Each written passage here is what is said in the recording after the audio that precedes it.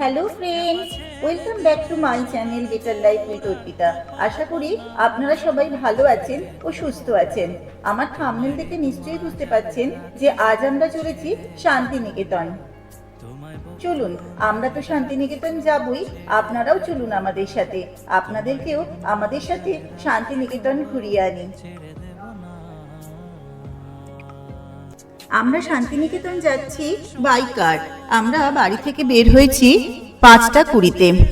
আমাদের সফরসঙ্গী হলো আমাদের এই কার, এবং আপনারা যদি চান আমাদের সফরসঙ্গী আপনারাও হতে পারেন। আমরা বেরিয়ে পড়েছি, এখন 5:20 বাজে। আজকে আমরা যাচ্ছি শান্তিনিকেতন।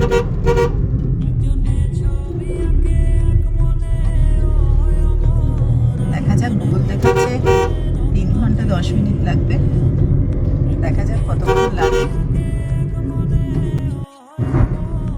এবার আমরা তারকেশ্বর রোড ছাড়িয়ে দুর্গাপুর এক্সপ্রেসের দিকে যাচ্ছি। রাস্তা বেশ সুন্দর, সকালবেলা খুব সুন্দর লাগছে। এই আমাদের গাড়ি এবার শক্তিগড় ঢুকছে।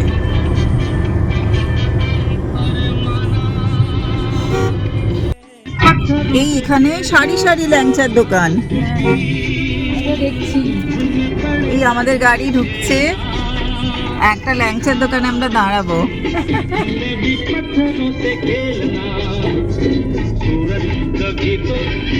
সার ল্যাংচার দোকান।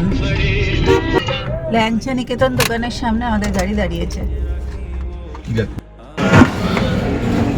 আমরা ল্যাংচা দোকানে দাঁড়িয়েছি। আমরা ল্যাংচা নিলাম, এখানে সারি সারি ল্যাংচা রয়েছে। আমরা ল্যাংচা নিলাম।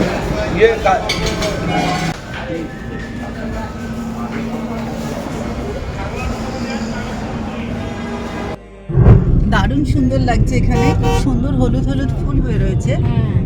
ওই পুরো একটা গাছের ওপর অব্দি উঠে গেছে হলুদ। আমরা শান্তিনিকেতনে প্রায় এসে গেছি। আমরা শান্তিনিকেতনে পৌঁছে গেছি। আমাদের এখন গন্তব্য হলো সুরুল রাজবাড়ি। এটা দিয়ে যাচ্ছে তো, অসুবিধা নেই।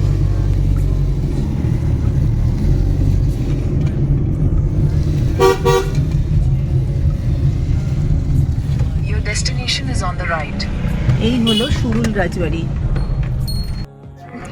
এই হলো সুরুল রাজবাড়ি। আমরা এসে পৌঁছেছি সুরুল রাজবাড়িতে। এই হলো আমাদের গাড়ি, মা। আর এই আমরা এসে পৌঁছেছি সুরুল রাজবাড়িতে। এই হলো সুরুল রাজবাড়ি।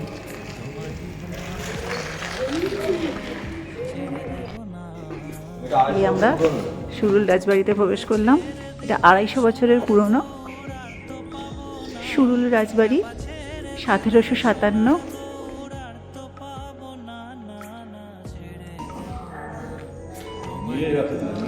নীলের ব্যবসা ছিল।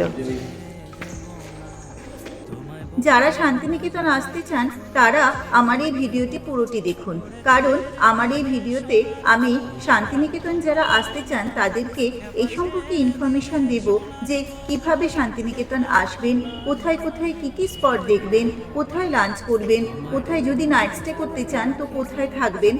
সম্পূর্ণ ইনফরমেশন আমার এই ছোট্ট চ্যানেলটিতে আপনাদেরকে আমি দেব। তাই আমার ভিডিওটি যদি ভালো লাগে থাকে তাহলে অবশ্যই লাইক করবেন, শেয়ার করবেন ফ্রেন্ডস ও ফ্যামিলি মেম্বারদের সাথে। আর অবশ্যই, কারণ আমি একের পর এক এপিসোড এই চ্যানেলটিতে আপলোড করব। এটি হলো সুরুল রাজবাড়ি। সুরুল রাজবাড়িটি আমরা ঘুরে দেখছি। আমরা খুব সকালে সুরুল রাজবাড়িতে পৌঁছে গেছি, তাই আমরা অতটা ভিড় পাইনি। আমরা খুব সুন্দরভাবে এই রাজবাড়িটি ঘুরে দেখতে পেরেছি। রাজবাড়িটির পরিবেশ অসাধারণ, খুব শান্তশিষ্ট পরিবেশ, এবং খুব ভালো লাগবে এই রাজবাড়িতে এসে। মনটা খুশি হয়ে যাবে। এক অদ্ভুত আভিজাত্যময় পরিবেশ। 1750 সালে গ্রেট বিজনেসম্যান শ্রীনিবাস সরকার এই সুরুল রাজবাড়ি তৈরি করেছিলেন। ওনাদের ছিল জাহাজ এবং নীলের বিজনেস। এবং শুধু তাই নয়, ওনারা বিভিন্ন রকমের মন্দির তৈরি করেছিলেন। তাদের মধ্যে একটি অন্যতম মন্দির হলো এই টেরাকোটার মন্দিরটি। টেরাকোটার মন্দিরটি এই সুরুল রাজবাড়ির পাশেই রয়েছে। এরপর আমরা টেরাকোটার মন্দির দেখতে যাব। এই হলো সুরুল রাজবাড়ি। সুরুল রাজবাড়িতে এই হলো ঠাকুর দালান। দেখুন পিছনেই ঠাকুরের কাঠামো রয়েছে। তো আমরা এখানে বসে আছি, রিসেপশনের জন্য এসেছি। আমরা খুব ভোর পৌঁছে গেছি, তাই এখানে ভিড় খুবই কম। ভীষণ সুন্দর পরিবেশ, ভীষণ সুন্দর পরিবেশ। আমার মা এসেছে আমাদের সাথে। খুব ভালো লাগছে, এত সুন্দর শান্ত পরিবেশ যে ভীষণ ভালো লাগছে। আর বাড়িটাও খুব সুন্দর। খুব সুন্দর। আমরাও এসেছি দেখতে, আপনাদেরও সাথে নিয়ে এসেছি, আপনারাও দেখে নিন সুরুল রাজবাড়ি। ভীষণ ভালো পরিবেশ। এখানে প্রচুর পায়রা রয়েছে, পায়রার ডাক শুনতে পাচ্ছেন নিশ্চয়ই।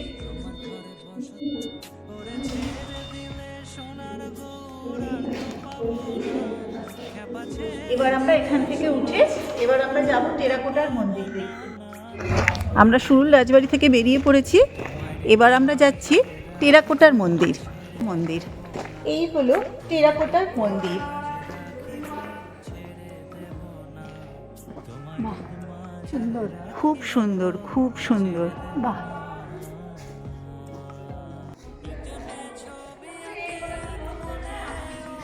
টেরাকোটার মন্দিরটি খুব সুন্দর। আপনাদেরকে আগেই বলেছি যে সুরুল রাজবাড়ির গ্রেট বিজনেসম্যান শ্রীনিবাস সরকার এই টেরাকোটার মন্দিরটি তৈরি করেছিলেন। অসাধারণ সুন্দর, অসাধারণ সুন্দর। টেরাকোটা মন্দিরের কারুকার্য দেখলে আপনাকে মুগ্ধ হতেই হবে। খুব সুন্দর এই মন্দিরটি এবং দেখে আপনার চক্ষু সার্থক হবে। আরও কিছুক্ষণ থাকার ইচ্ছা ছিল, কিন্তু হাতে সময় একদম নেই। অনেকগুলো স্পট দেখতে হবে, তাই আমরা সুরুল রাজবাড়ি থেকে বেরিয়ে পড়লাম। আমাদের সুরুল রাজবাড়ি দেখা হয়ে গেল। মন্দিরও দেখা হয়ে গেল। হ্যাঁ, টেরাকোটার মন্দিরও দেখা হয়ে গেছে। এবার আমরা নেক্সট গন্তব্যের দিকে যাচ্ছি। আমাদের নেক্সট গন্তব্য কি? গন্তব্য হচ্ছে প্রতীচি অমর্ত্য সেনের বাড়ি বা উপাসনা গৃহ। আমাদের নেক্সট গন্তব্য হলো প্রতীচি অমর্ত্য সেনের বাড়ি উপাসনা গৃহ, মানে ওইখানে যতগুলো আছে। এবার আমরা সেই দিকে যাচ্ছি। আমাদের গাড়ি এগিয়ে চলেছে, আমরা যাচ্ছি প্রতীচি। আমরা সৃজনী শিল্পগ্রামকে বাঁদিকে ফেলে এগিয়ে চলেছি, কারণ আমরা সৃজনী শিল্পগ্রামটা একটু পরে করব। আগে এই কাঁচঘর, প্রতীচি, উপাসনা গৃহগুলো দেখে আসি, কারণ ওগুলো একই জায়গায় রয়েছে। একসাথে ওগুলো দেখে তারপর আমরা আবার ব্যাক করবো ওইদিকে, তখন আমরা সৃজনী শিল্পগ্রামটা দেখব। আমরা প্রতীচিতে এসে গেছি। এই হলো প্রতীচি। আমরা এসে গেছি প্রতীচিতে। প্রতীচি অমর্ত্য সেনের বাড়ি। এই হলো প্রতীচি।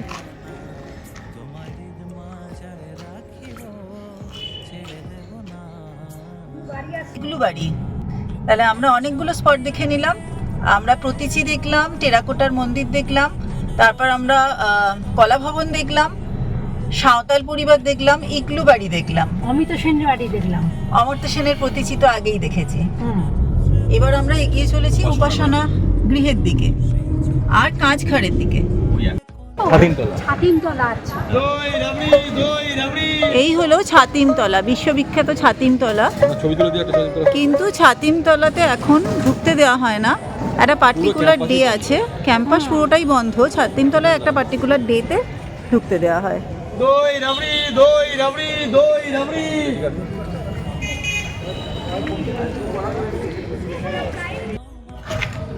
এই হলো ছাতিমতলা।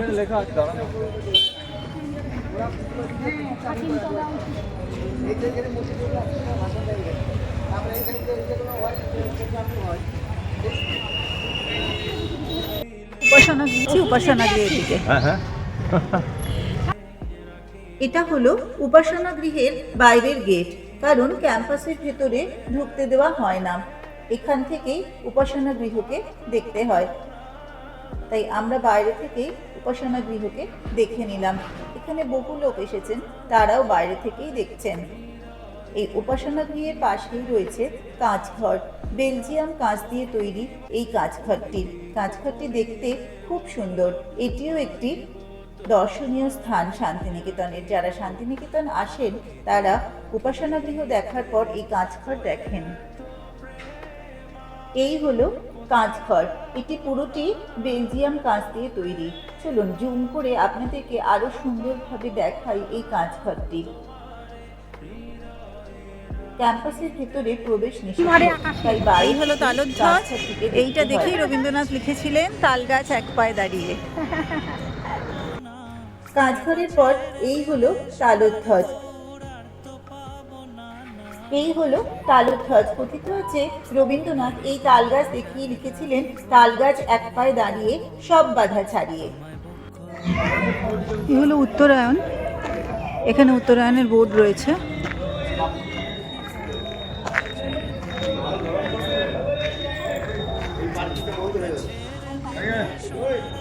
এটা রয়েছে।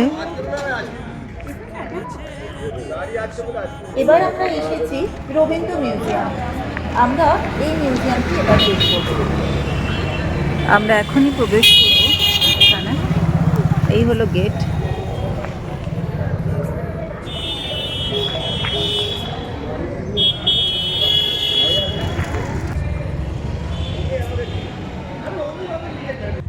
এই হলো টিকিট কাউন্টার। এখান থেকে টিকিট কাটতে হয়। তো আমরা টিকিট কেটে নিয়েছি। টিকিট কাটা হয়ে গেছে। এই হলো টিকিট। এই হলো টিকিট, 100 রুপিস ইচ। তো আমাদের 3টে টিকিট কেটেছি আমরা, 100 রুপিস ইচ। টিকিট কাটা কমপ্লিট। এবার এই হলো গেট, এরা দিয়ে আমরা ঢুকবো।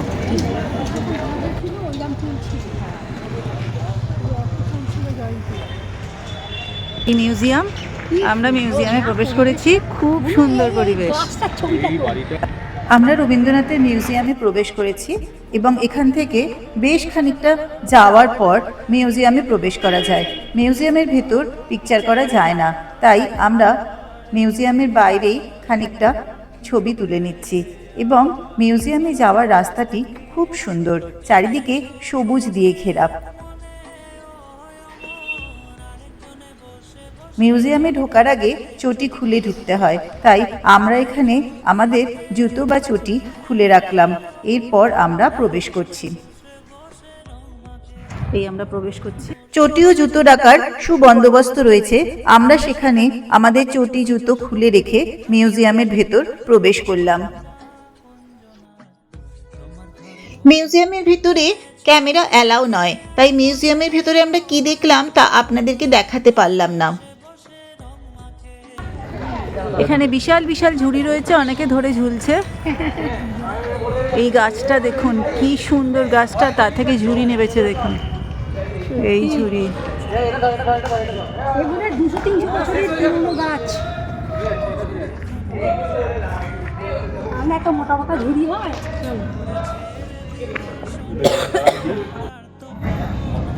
অসাধারণ গাছটা, ঝুড়ি দেখুন কি মারাত্মক। এটা একটাই গাছ।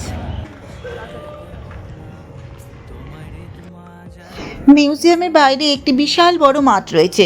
আমরা সেই মাঠের মধ্যে এখন কিছুটা ঘোরাফেরা করছি, কারণ এখানেও বিভিন্ন দর্শনীয় জিনিস রয়েছে। এটি হলো রবীন্দ্রনাথের ব্যবহৃত গাড়ি। এটিকে দেখার জন্য প্রচুর লোক এসে থাকে। এটি হলো একটি দর্শনীয় জিনিস। রবীন্দ্রনাথের ব্যবহৃত গাড়ি দেখার পর আমরা এগিয়ে চললাম। তার পাশেই রয়েছে একটি বিশাল মাঠ। এখানে বিভিন্ন রকম স্কাল্পচার রয়েছে।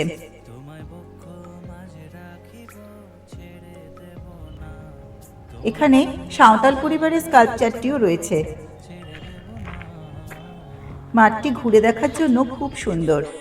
এরপর আমরা রবীন্দ্রনাথের মিউজিয়াম থেকে বেরিয়ে পড়ব। আমরা মিউজিয়াম থেকে বেরিয়ে পড়লাম। এখন আমরা চলেছি ডিয়ার পার্কে। এই ডিয়ার পার্কের সাইনবোর্ড দেখতে পাওয়া যাচ্ছে।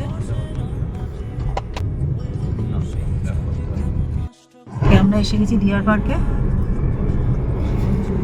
এই হলো ডিয়ার পার্ক। ডিয়ার পার্কে প্রবেশ করার আগে টিকিট কাটতে হয়। পাশেই রয়েছে কাউন্টার, টিকিট মূল্য 100 টাকা। আমরা টিকিট কেটে ডিয়ার পার্কের ভিতর প্রবেশ করলাম। আমরা ডিয়ার পার্কে প্রবেশ করেছি। ডিয়ার পার্কটিও খুব সুন্দর করে সাজানো, চারিদিকে সবুজের সমারোহ, বিভিন্ন রকম সাইনবোর্ড রাখা রয়েছে এবং সেখানে ইনস্ট্রাকশনগুলি লেখা রয়েছে।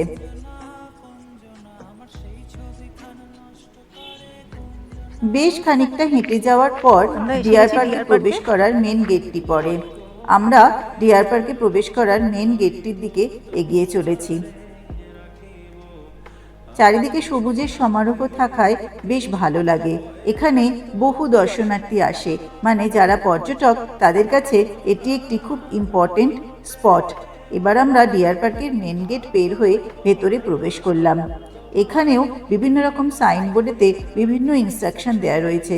যেহেতু এখানে ডিয়ার থাকে, তাই পশুদের সাথে কিভাবে ব্যবহার করতে হবে, তাদেরকে খাবার দেওয়া যাবে না, তাদের গায়ে হাত দেওয়া যাবে না, এই ধরনের ইনস্ট্রাকশন সাইনবোর্ডের মাধ্যমে দেওয়া রয়েছে। আমরা ডিয়ার পার্কের ভেতর প্রবেশ করেছি ও এগিয়ে চলেছি। এখানে একটি পার্টিকুলার স্পটেতে ডিয়ারদের দেখতে পাওয়া যায়, কারণ সেখানে হরিণদেরকে খাবার দেওয়া হয় এবং তারা সেই খাবার খেতে আসে। এটি হলো সেই স্পটটি। এখানে হরিণদেরকে খাবার দেওয়া হয় আর হরিণরা এখানে খাবার খেতে আসে, কিন্তু এখন হরিণদেরকে খাবার দেওয়া হয়নি, তাই হরিণরা বেশ ভেতরের দিকে রয়েছে। খাচ্ছে দেখো, খাচ্ছে দেখো, দেখতে পেয়েছো? হ্যাঁ হ্যাঁ হ্যাঁ, অনেকগুলো আছে, বড় বড় সিংহলা, বুঝেছো?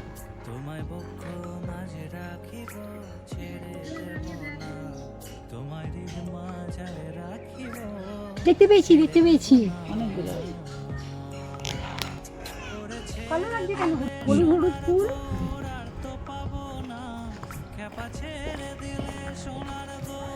আমরা এখন ডিয়ার পার্কে আছি। ডিয়ার পার্কে ডিয়ার দেখা হয়ে গেছে, এবার আমরা সামনের দিকে এগোচ্ছি। খুব সুন্দর পরিবেশটা। ওখানে ওয়াচ টাওয়ার রয়েছে, কিন্তু আমরা ওয়াচ টাওয়ারে উঠবো না, প্রচুর সিঁড়ি ভেঙে উপরে উঠতে হবে, তাই আমরা উঠতে চাইছি না। এখানে শীতের আমেজ লেগেছে, পাতা ঝরছে, পাতা ঝরে ঝরে পড়ছে, শীতের আমেজ লেগে গেছে এখানে।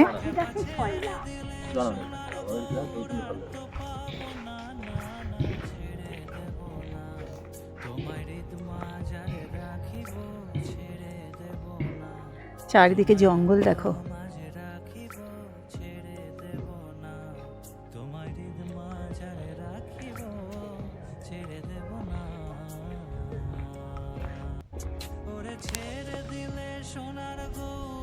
অনেকগুলো সিঁড়ি ভেঙে উঠতে হবে, তাই আমরা উঠছি না। এখানে বিভিন্ন জায়গায় সাইনবোর্ড করা আছে।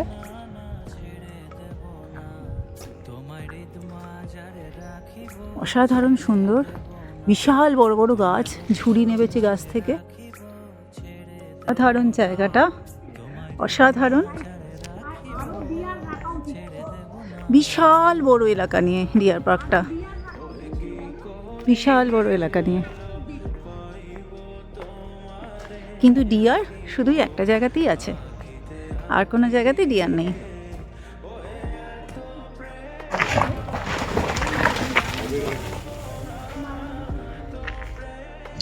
দেখুন কত হরিণ সামনে চলে এসছে। ডিয়ার পার্কের মূল আকর্ষণ হলো এই হরিণগুলো। হরিণগুলো সাধারণত একটু ভেতরের দিকে থাকে, কিন্তু ওদের যখন খেতে দেওয়া হয় তখন ওরা এই সামনের দিকে চলে আসে। এটি হলো ওদের খেতে দেওয়ার জায়গা। মনে হয় ওদেরকে কিছুক্ষণ আগে খেতে দেওয়া হয়েছে, তাই ওরা এতটা সামনে চলে এসেছে। আমরা যখন ডিয়ার পার্কে প্রবেশ করেছিলাম তখন হরিণগুলো একটু ভেতর দিকে ছিল। এখন আমরা যখন ফিরে যাচ্ছি তখন দেখছি হরিণগুলো একবারে সামনে চলে এসেছে এবং এখানে প্রচুর দর্শক ভিড় করে হরিণদেরকে দেখছে। হরিণগুলোই হলো ডিয়ার পার্কের মূল আকর্ষণ। তাদের দেখতেই প্রচুর পর্যটক এই ডিয়ার পার্কে এসে থাকে। প্রচুর ছোট ছোট বাচ্চা এসেছে, যারা হরিণগুলোকে একদম সামনে থেকে দেখে খুবই খুশি হচ্ছে। আমরাও খুবই খুশি হয়ে গেলাম, তাই দাঁড়িয়ে পড়লাম এবং কিছু ছবিও তুলে নিলাম। এই আমরা ডিয়ার পার্ক থেকে বেরিয়ে এসেছি। এবার আমরা ডিয়ার পার্ক থেকে বেরিয়ে আমাদের গাড়ির দিকে যাচ্ছি।